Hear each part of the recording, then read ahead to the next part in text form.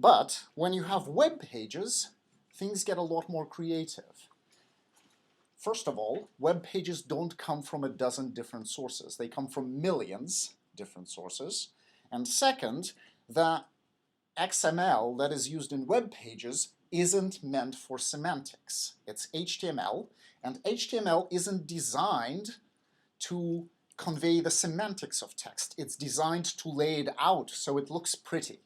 So it's a language that says how the text should look, not what the text will mean. So you got a CNN web page right there. That's a few years old now, but the code doesn't look any prettier, right? That's the HTML code for rendering that sort of page. And there's no semantic tags, right? They don't go and say, here's the title, here's the date, here's the text of the page.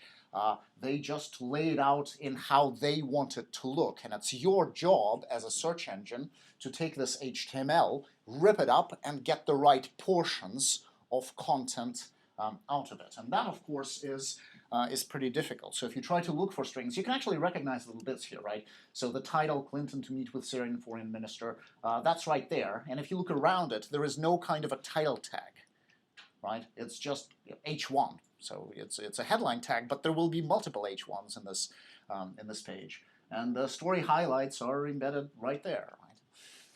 So, so parsing HTML is really somewhat messy, because you cannot latch on to specific tags to extract certain parts of a web page. Every web page is going to be formatted differently, and the format is designed to be to render in a pretty way, not to tell you what is where. So now you might look at this and say, okay, so what happens if you just get rid of all the tags, right? So remove everything that looks like a tag, and what's left should be the web page. It should be the text of the news story. And in a perfect world, that would be so. And in the real world, it turns out that even if you remove all the tags, there is lots and lots of extraneous junk text left around the main content.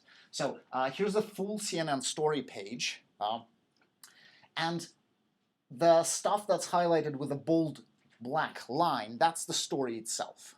So as a search engine, you would want to extract that portion, the content block, because that's what contains the story. If you're going to go and index this, if you're going to put this in your index and create a list that contains this, you want to use the words from this content block.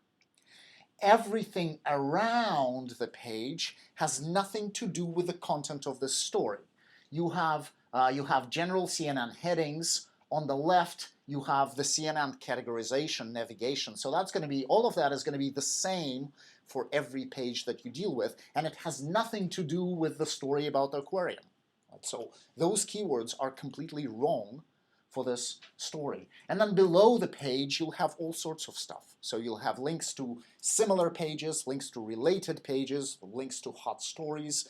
On many sites, you'll have discussion forums that sit below the main content, which are sometimes related and sometimes not related to the content. And in all cases, you want to separate them. You want to index them separately. And you have all kinds of advertisements on pages, right? So really, you've got a big, huge page, and what you want to get at is a relatively small content block, which just contains the words in the story, if you're indexing news stories. Now, if you're indexing other pages, you'll be looking for a different sort of content block, but in all cases, there will be the content, which you want, and all sorts of junk around the content. So the question is, as a crawler, how the heck do you figure out that this is the part that you want to take